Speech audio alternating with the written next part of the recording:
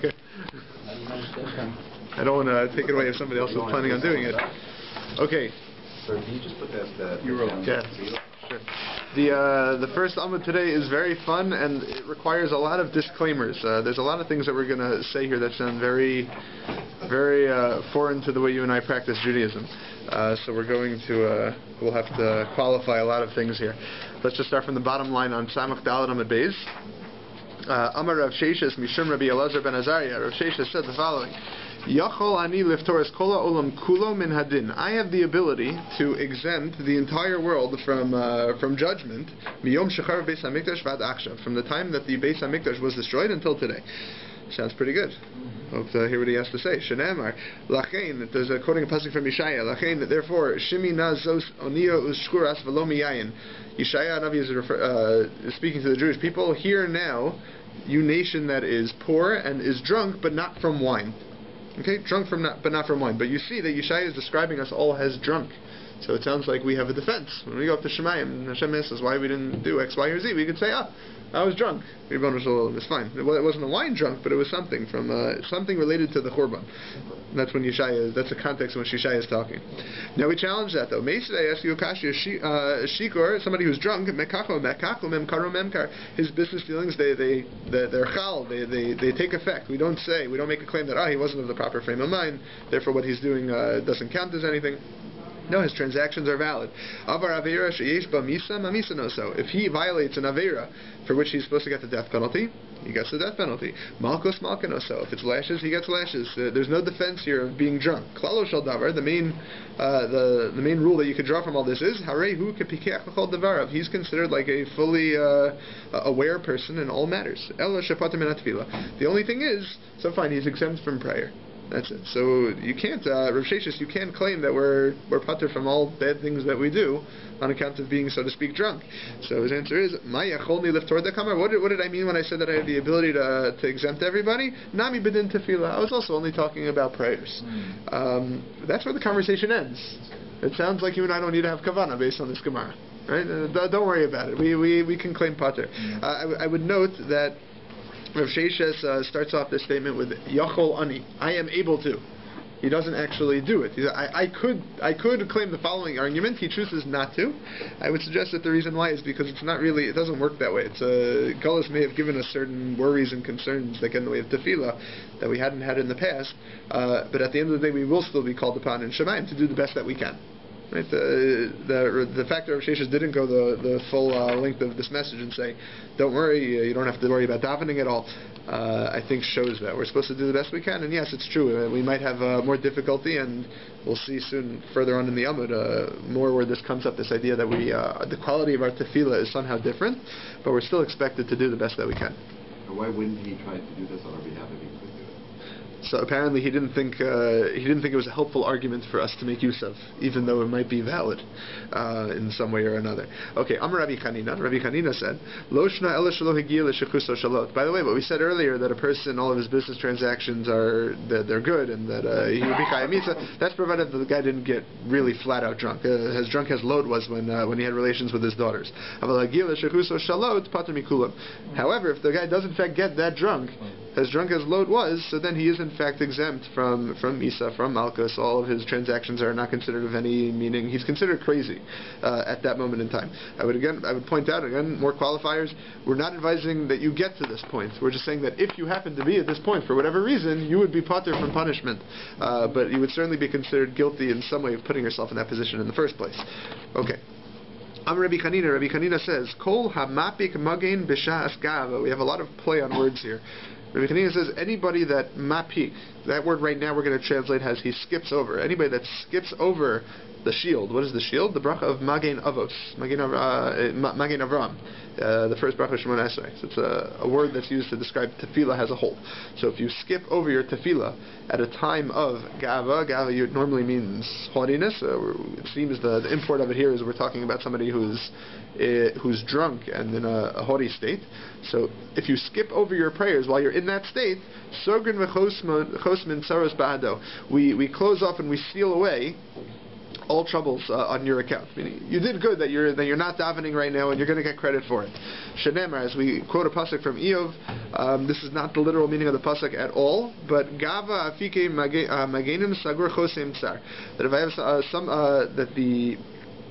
somebody who, we would translate this right now in accordance with this drasha, somebody who is gava, who is drunk with and haughty because of that, so if he skips over his magenim, his shields, magen avram, that tefillah, so then closed off and sealed away is his pain.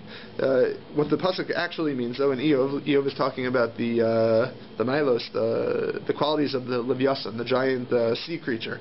And he says that its pride is comes from the shield, its shields, meaning it has very large scales that are very protective, that are closed and sealed upon it in a very tight manner. That's what the pasuk means literally, but we use it in an interesting way to talk about how somebody should not daven while they are drunk. And again, the emphasis is, we're going to contrast it with the following line, but the word hamapik used here by Rabbi Chanina is that means you should skip over your tefillah when you're drunk. So my mashma dahai apik lishna da avurehu. Where, Rabbi Chanina, do you get this idea that the word mapik means to skip over, to pass over? So dichsiv, I have a pasuk that says achi big do kamo nachal. Again, this is from Eov. Eov is saying, my brothers have abandoned me like a they betrayed me like a river. Ka'afik nachalam ya'avoru, like the movement of a river that is passed by. So you see, ka'afik is being used to describe a moving by. So similarly, we're using it in the sense of passing by your prayer. Don't daven if you're drunk. Rabbi Yochanan says he learned it differently. Apparently, they were both recollecting a drasha that somebody else had given, and they said, Rabbi Yochanan says, Kol she'eno mapik itmar. The way it was stated originally was that it's somebody that is not mapik. That's who's praiseworthy. And when here mapik would have to mean something along the lines of to express. When you and I use the term nafkamina, right? We usually, in practical application, what does that term actually mean? Nafkamina, literally, what comes out of it, right? Well, so similarly, mapik, if you bring out, if you express. So anybody that does not express their tefillah while they're drunk, they're the ones that are in good standing. My mashma dehai mapik lishna digiluyehu. How do you know that the word mapik is it describes a revealing here? So dichsiv, I have a pasuk that says vayareyu afike mayim. And I saw streams of water described as afike, bursting forth. Okay, so coming out. And it revealed the foundations of the earth. So you see the word apik being used also to denote expression. Okay. So we have, on the one hand, I have, let me just get the names right here. I have Rabbi Chanina saying you should skip over your tefillah, and I have Rabbi Yochanan saying you should not express your tefillah. So the Gemara says, "Michtei kroi mashma bein lamar uvein lamar." Let us examine this. The psukim seem to support either opinion. You have the usage of the word occurring in both ways. Might be nayu. What's the nafkamina between them? What do we care what the difference is? Here's the difference. The Rav Sheshes, what Rav Sheshes used to do. The Rav Sheshes masar shinte l'shamei. When Rav Sheshes would be drunk, he would give over his sleep to his servant. Meaning he would go to sleep, take a nap, try to sleep it off like you learned yesterday. He told his attendant to wake him up at a certain time.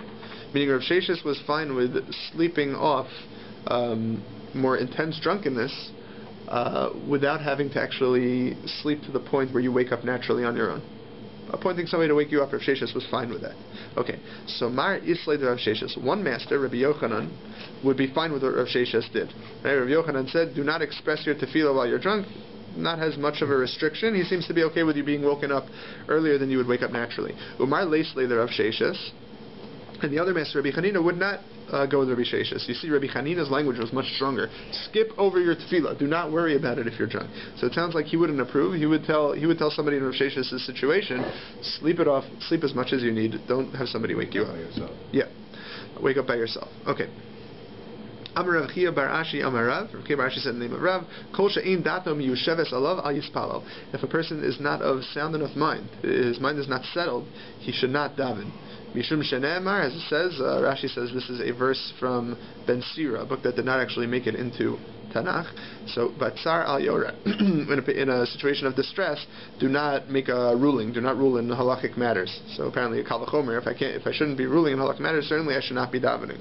Okay. Rabbi Chanina, b'deyom derasach lo metzali. Rabbi Chanina, on a day in which he was angry, he wouldn't daven at all that day.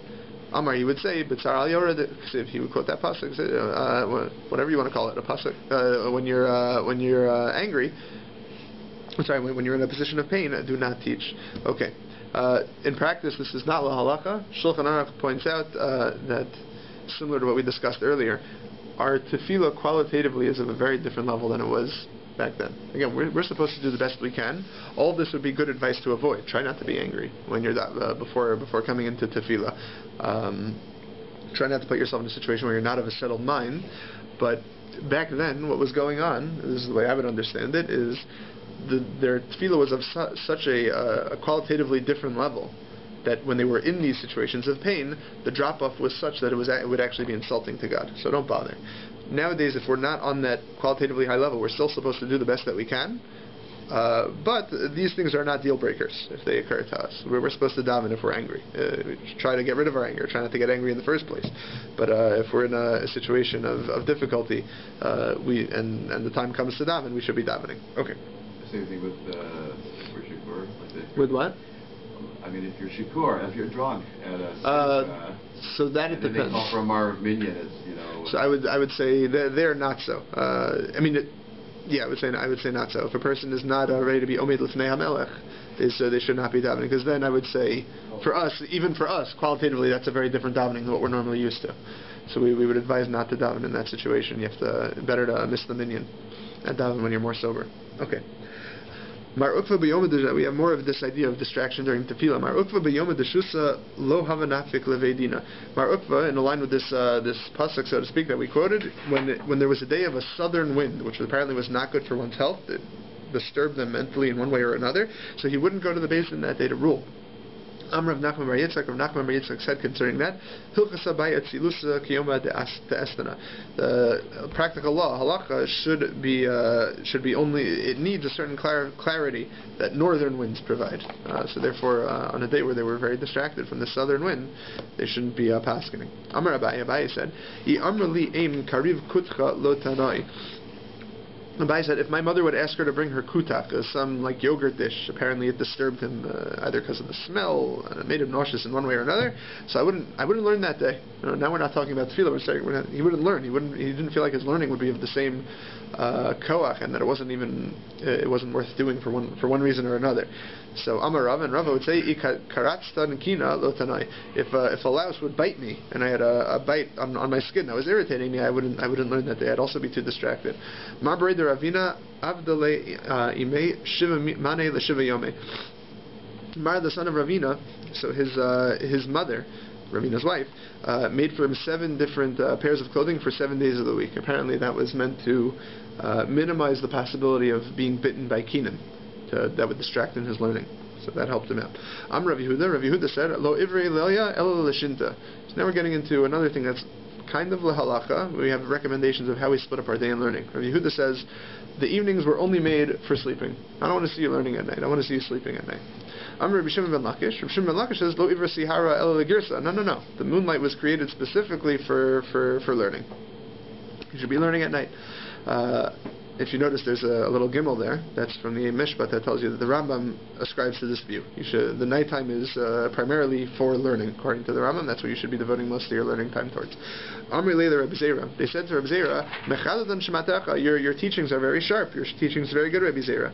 Amar Lahu, he said to them, the Imam Einenu. It's from the daytime learning. So Rabbi Zera was of the daytime learning school. He didn't think you should learn at night. You should learn by day. Amrle Barte de Rav Chizda Rav Chizda. Rav Chizda's daughter said to him once, Lo boy mar meinam porta. Apparently he wasn't getting enough sleep. She said, my master, my father, you're not going to sleep a little. Amar la, he said to her, Hashta asa yome dariki v'katini v'nenum tuva. Soon will come a day that is long and short, then I will sleep then a lot. In other words, he's saying, I'll sleep when I'm dead.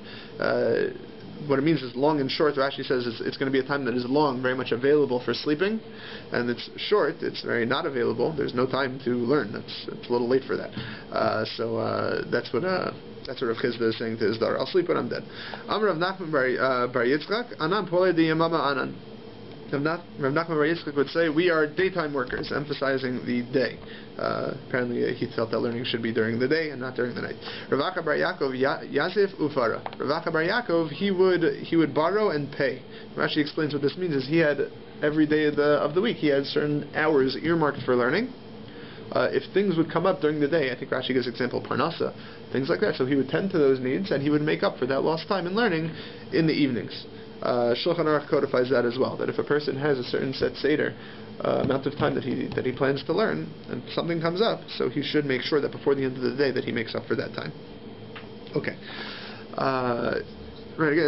I mean, so the Rambam, he says he prefers learning at night. He seems to codify that in Mishnah Torah. We have this idea that you should set aside time for learning. Ultimately, you see that there's a range of views on the topic. I wouldn't be surprised if somebody says, do what works best for you. Okay. I'm Rabbi Elazar. Rabbi Elazar says, Haba min haderech al yispal shlosha yamin. Somebody that just came from a journey, apparently that got them out of their mindset enough that Rabbi Elazar is saying, don't daven for 3 days. You're not going to be of a sound mind. Again, we don't paskin this way. If we have such a trip, we should still be davening. Okay, our kavanah might not be the same as it always is, but it's not considered a qualitatively different enough drop that we would say don't daven. Anyway, Shenemar v'kibatzem el hanahar haba el achva. It's a pasuk from Ezra. He gathered all the people towards the river. They came to the river of Achva. V'nachna sham yamim shlosha. We camped there for 3 days, apparently not doing much for those 3 days. Va'avina ba'am v'gomer. And at that point I examined the nation, taught them Torah, gave them Musar, all that. So Ezra didn't do that until 3 days later. Apparently they weren't of sound enough mind after that journey to that it would be as efficacious. So Ezra said, let's wait 3 days. So you see, that's a makor for this idea. Avu de Shmuel ki asi be'orcha. When Shmuel's father would come from a journey on the road, lo mitzali tlasa yami. He wouldn't daven for 3 days. Shmuel lo mitzali beveisa de isbe shichra. Shmuel would not daven in a house that had beer in it. He didn't drink the beer, but apparently even the smell was enough. Shmuel was he didn't have a good tolerance for wine. Apparently, even the smell of this beer would mess up his kavanah, so he wouldn't daven in such a house. Rav Papa lo matzai b'veisa de isbei harsana. Rav Papa wouldn't daven in a house that had fish. I guess we're talking about, Rashi says fish that is very odorous, that would disturb his kavanah. Again, la halakha, we would say in these situations, you should daven. If you're put in that situation, you have to. But again, try to minimize any distraction. Try not to have these get in the way of your tefillah as much as possible. Amar Rabbi Chanina. Rabbi Chanina says, Kol ha-mispate b'yeno. Anybody who is appeased with his anger, let's say with his anger through wine. So you get angry at somebody, or you're upset for one reason or another, and you drink a little, it calms you down. So if you do that, yesh bo midas kono. That's praiseworthy. You have attributes of your Creator, of God. Shenemar, as it says with God, vayarach Hashem es reach enichoach begomer.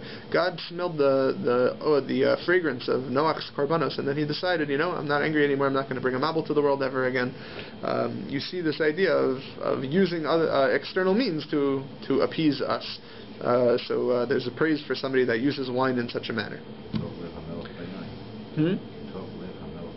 Okay, yeah. So again, if your wife asks you what you learned in your DAF today, you learned not to daven, not to learn, I should drink more. Okay? Rabbi Chia said, "Kol nesyashiv v'yeno." Anybody whose mind is more settled through his wine. If you think more clearly with it, I think it's something along those lines. You have one of the attributes of the Sanhedrin. 70 zakenim. Yayin nitin b'shivim osios. The gematria of yayin is 70. V'so nitin b'shivim osios. So the deeper knowledge is also has a gematria of 70. Nichnas yayin yatzasod. When wine comes in, for some people, and I guess if you drink in a certain way, so the secrets, the deeper things about a person will come out, and that will be good in one way or another. Okay, Amar Rabbi Chanan. Rabbi Chanan said, "Lo nivra yayin ela lenachem avelim l'shalim schar l'rishayim."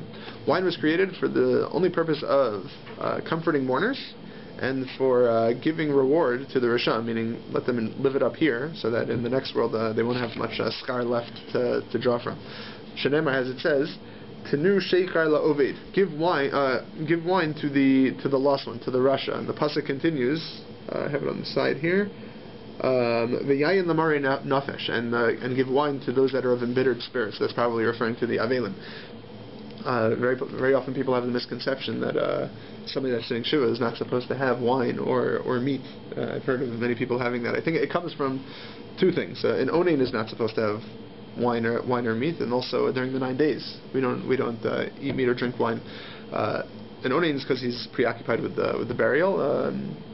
Somebody who's during the 9 days we don't do it, not out of mourning, or at least not out of mourning in a unique way. where we're supposed to commemorate the fact that we don't have the nesakim, the wine libations in the Beis Hamikdash anymore, that we don't have the meat of the karbanos, and we do that by not eating meat and not drinking wine. But that's not connected to avelos for a person in any particular way. If anything, you see from this Gemara the opposite, that somebody who's in avelos, wine and meat was created for that person. They're supposed to partake of it. It helps them apparently get over what they're going through. Okay. Rabbi Bar Papa said, "Kol she'in yayin nishbach beso kamayim." Anybody whose home does not pour wine like water, I mean, not having as much concern about.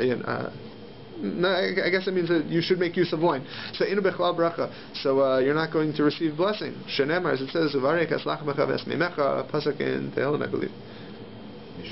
In Mishlei, that God will bless your bread and your water. Just like bread is something I can purchase with Meiser Sheni money in Yerushalayim. Meiser Sheni money I'm only allowed to use for food of a certain honorable status, so I can use it for bread. So too water I can buy with Meiser Sheni. The only problem is we know that that's not the halacha. You're not allowed to buy water with Meiser Sheni money. So we say Umayniyu. So what are we referring to by water? Yain must be wine. So then why is it called water? So if it is poured out in your house like water, ika bracha. It's trying to teach you that lesson, and then you'll have blessing. But if you don't pour water in your house, if you don't pour wine in your house like water, then no. This is, I believe, where the custom comes from at Havdalah. Some people do it at Kiddush also, to have your cup overflow, to spill a little bit on purpose. The idea being that you should be a home, which is not exactly what this Gemara seems to be meaning, but you should be a home where there's no use crying over spilled milk. You're a home that there's not going to be, you're not going to get so upset when wine gets spilled. That there's a certain lack of hakpada, of being particular about things, that is allows you to have a home that bracha will come into. Okay. Rabbi Eli said, a famous Gemara, B'shlosh advarim adam nikar. Through three things a person can be recognized: B'koso, v'kiso, v'kaso.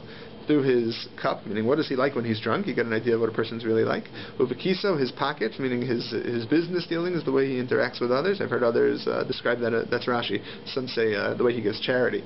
Uvakaso, and Rashi says whether or not he gets angry a lot. Others also I've heard explain kasa, meaning what does he get angry about? Reflects what a person is, how you can understand what a person is all about. And some others say also through the way he laughs. What does he laugh about? What does he find funny? Remember, I have a principal in high school who used to say, "Koso, kiso, kaso." He added a fourth. He said, "Kaduro," his ball. The way a guy plays ball. You see, if he's a selfish guy or not, you really learn a lot about a person when you play basketball with him. I think it's very true. Okay, so that's the end of the looser topics. Now we're going back to Eruvin. Let's just chazer over an idea that was discussed on Thursday's DAF. You have a machlokas between Rabbi Eliezer and Rabbi Meir. If I have a chutzer. Let's say it was owned just by the only people that live in this chutzner that have houses around it, myself and a non-Jew. So, technically speaking, that non-Jew's home, we don't view it halachically with regards to the laws of Eruvin as having any claims or rights to the chutzner. Because one-on-one. Not because of the one-on-one yet. I mean, technically speaking, he has no rights to the chutzner. There's a din derabanan that was put in place to discourage people living among idolaters. Sorry, I shouldn't say non-Jews, idolaters specifically, of the Avodah Zarah. We don't want them to influence us. So the Rabbanan made a rule that said those idolaters, they don't really have a claim to the chutzner, they don't have rights to it, but we're going to act like they do. And therefore, if you want to get rights to the chutzner that you can carry in there on Shabbos, you would have to rent out that idolater's rights to the chutzner before Shabbos. The goal of that was, the reason why that was going to discourage you living with non-Jews, is that it's a whole to-do, week in and week out. You have to approach the guy, and he might not say yes. He might be more reluctant to give you those rights. He might be suspicious of you in one way or another. And it's going to be such a bother that hopefully at one point you're going to say, forget living here, I'm out of here. So that's the structure of the Din D'Rabbanan. Now, if there's only one Jew and one non-Jew living there, so Rabbi Eliezer thinks that's considered a non-common occurrence. Because we're very much concerned about an idolater taking our life. So it's not such a safe environment to live in. We don't think too many people will do that. It's viewed as a non-common situation, and therefore this din derabanan, they have to rent out space from him, doesn't apply. Without renting space from him, you can carry in the chutzner. Rabbi Meir thinks, no, it might not be common, but still I'm going to invoke the gezerah derabanan there as well. You would have to rent out land from him, even if you're the only Jew living there. If there's two Jews living there, everybody is in agreement that you have to rent out the rights to the chutzner from the non-Jew. Okay, so that's so Rabbi Meir thinks it applies just with one person, even with one Jew. Rabbi Elazar thinks it's even with it's only with two Jews or more. Okay, so with that, let's continue now to the following case. Okay, you have Amar Rav Yehuda Amar Rav Yehuda son named Rav Yisrael v'nachri bepnimis Yisrael b'chitzona. Let's say I have, imagine the table away from me is the Rishus Harabim. Okay, the outside area, and I have two chatzeros. I've got like somewhat of a wall here. The chatzeros have access to each other, but they're not viewed as one chatzer. And the only way for the people living in the inner chatzer to get out to the outside world is going through the other chatzer, the what we're calling the outer one. So our discussion is basically going to hinge on it. Do I consider these two Jews as living with each other or not? We're going to see about that. But the case that I have right now is there's a Jew and a non-Jew in the inner one, and there is a Jew alone in the outer one.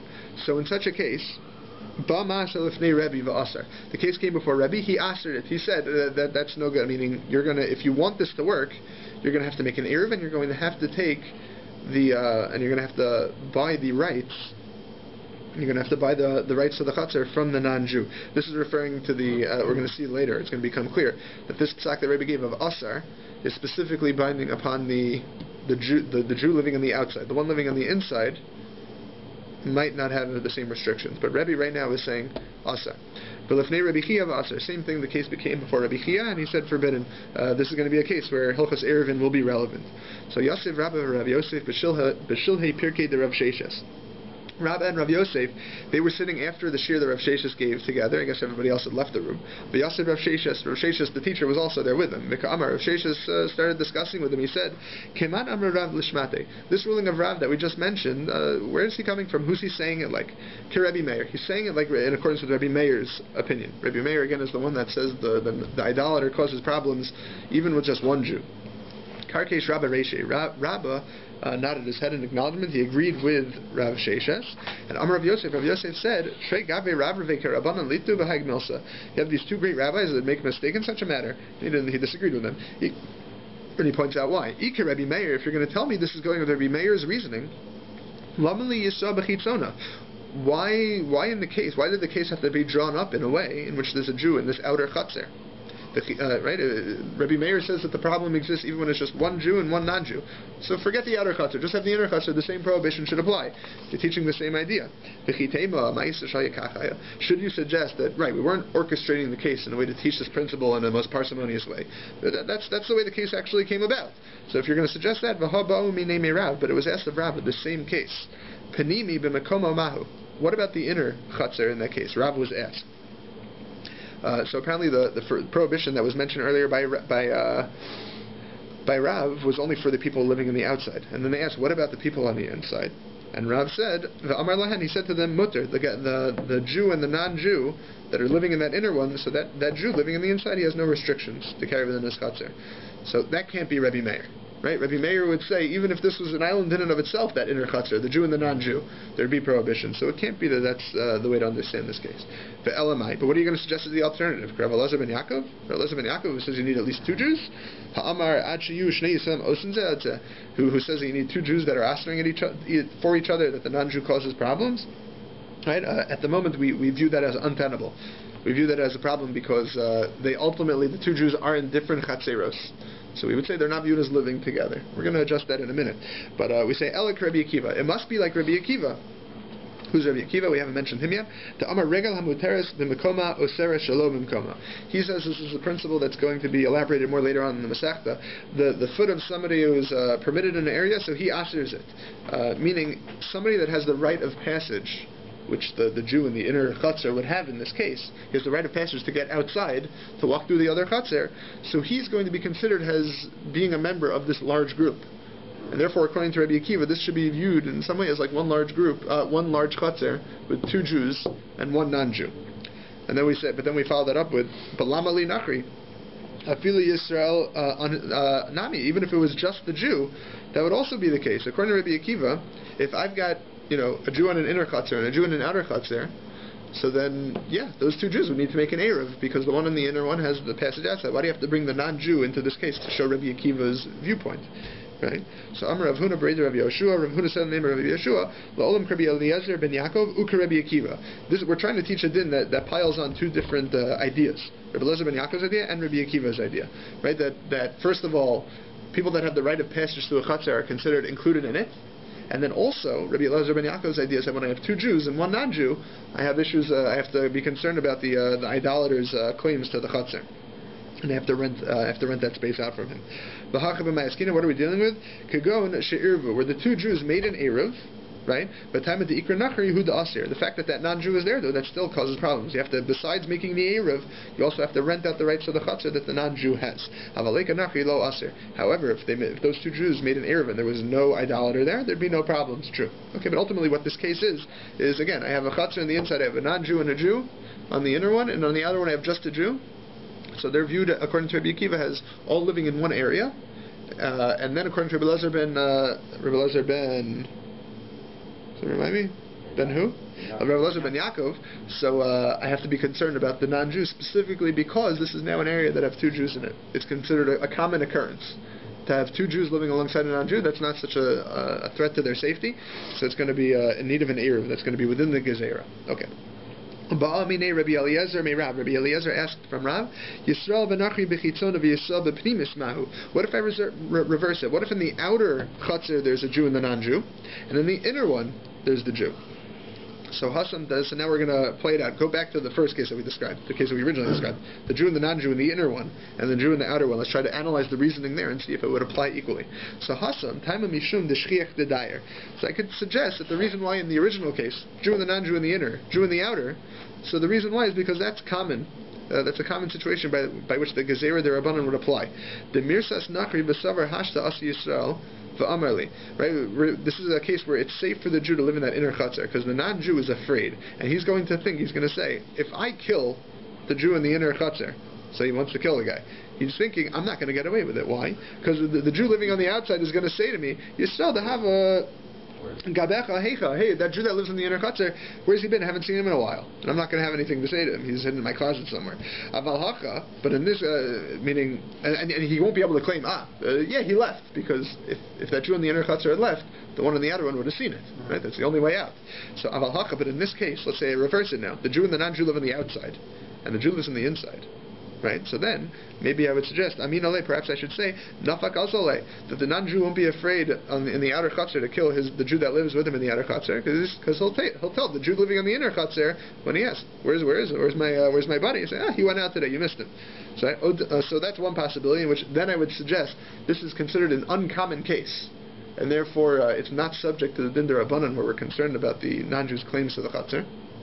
Right? It's not considered shchiach because most Jews in their right mind would not live in such a situation. It's a threat to their life. So Odom, or should I suggest, Hachanami Mirsas, no, that still, the non-Jew will still be afraid, and it's considered a secure enough environment for a Jew to live in. It's considered normal for that to be an arrangement. And the Savar Hashta Asi Yisrael V'Chazili, the non-Jew wouldn't do anything harmful to the Jew that lives in the outer chutzner with him, because he'll say, right before I stab the guy, the other Jew's going to come out and see me, so I'm not going to touch him. Kind of like a yichud situation. The other Jew's going to come and see me. So basically, the question is this considered an uncommon arrangement because it's not safe, or should I say, no, it's safe enough that it's viewed as common and therefore subject to the din derabanan that's concerned about hotzah with regards to the non-Jews' claims to the chutzner. So Amar Lei, so he said back to him, who's this a conversation with again? Rabbi Eliezer asked Rav. So Rav's response was, Tin lachacham v'yechkam od. So give wisdom, and more wisdom will come. Meaning, yes, take the standard that we applied earlier, that the Gezerah will be relevant, and apply it to this case too. Yes, we view the Jew as being in a safe environment in this situation. It's common enough that the Gezerah Derabanan will apply, and therefore you have to, in order to make this work, you would have to rent out the space from the idolater. Okay. Reish Lakish v'Talmidi de Rabbi Chanina, iklu laho pundak. The story with Reish Lakish and the students of Rabbi Chanina. They visited a certain inn, more like a resort, I imagine. They had like a chutzner kind of arrangement, in which there were houses around it. Below haba socher, the non-Jewish renter of one of the houses, he wasn't there. V'hava maskir, but the landlord who actually owned that non-Jew's house, he was there. Right. So what do we have to do to make this work? We have to rent the rights to the chutzner from the idolater. But can I do it from the landlord? So Amr, they asked, they said, Mahu l'migar minai. Can we rent out from the landlord? Can we rent the rights to the chutzner from him? Is that enough, or do we have to actually go to the guy who is currently occupying the house, who's not around for Shabbos? So kol heicha de lo matzi misalik le lo tibaylach de lo agrinam. If we're dealing with a case in which the landlord does not have the rights and ability to kick out at a whim the renter of the house, so then for sure we don't have the ability to rent out the rights to the chutzner from the landlord. The landlord's not a baldavar; he's not somebody that has power here. But what we're asking is, what about in a situation where the landlord does have the right to kick out the renter at a whim? So then the landlord has some power. Do I suggest that can I acquire the rights of the chutzner through him? So given the matzi misalik le'agrinan, should I suggest that since this landlord's able to kick the guy out, he has power, I'm allowed to rent the rights to the chutzner from him? Or do I say, no, at the end of the day, he hasn't kicked this guy out yet, so he's not considered, the landlord is not considered the guy that has power that I can rent out the rights from him. So Amar lehen Reish Lakish. So Reish Lakish said, we don't know right now. We'll ask our Rabbi when we get there after our journey. But at the moment, let's rule the kula, and we'll rent out the space from the landlord, and hopefully it works out. Also, Shiloh the Rav Apes, they finished their trip, and they asked Rav Apes, their Rabbi, and Amar Lehen, he said to them, Yafa sisim shesakartem. You guys did good that you rented out. That's totally fine. You can rent it from the landlord. I think your contemporary ERU, and I think we make use of this idea that if the authorities, the government, has the right to martial law, in certain situations, to kick people out of property in states of emergency, that gives them somewhat the status of a landlord in this case. That we would say that it would be okay to, if you want to get the schiros from the non-Jews that live within your ERU, so that's the way to do it. Okay. Rabbi Chanina bar Yosef, Rabbi Chia bar Abba, and Rav Asi. So you have three rabbis. Iklu lahau pundak. They also visited a certain resort kind of setting. It was Shabbos. They made an eruv beforehand among them. There were no non-Jews yet there, no idolaters there yet. The Asa Nachri married the pundak b'Shabbos. But what happened was, in the middle of Shabbos, the idolatrous landlord he came in the middle of Shabbos, so he would cause problems in the middle of Shabbos. He ruined the eruv. But Amr, they said, Mahula megar mine. Well, what about renting it from him now? It's in the middle of Shabbos. Can we rent the rights to the chutzner from him right now? So socher k'ma'ariv dami. Should we suggest that renting is the same thing as making an eruv? And ma'ariv miba'od yom, af socher miba'od yom. That just like I have to make an eruv before Shabbos, I can't make it on Shabbos. Similarly, I can't rent out the rights to the chutzner from this non-Jew when it's already Shabbos. Odom, or should I suggest perhaps socher k'mavatla rishus dami? That renting is like being mavatla rishus. If you let's say you have just Jews living in a chutzner, they forget to make an eruv on Shabbos before Shabbos. So something you can do if it's only Jews around, all of the Jews except for one can be mafkir, can make hefker their rights to the chutzner, and then you're just one big communal area, and you can carry even without an eruv. So that could be done even on Shabbos. Okay, so is schiros considered maybe like mevatel rishus, like everybody, absolving themselves from their claims to the chutzner? So ma mevatel rishus v'afilu b'Shabbos, just like being mevatel rishus, divesting from the chutzner is something you could do even on Shabbos itself.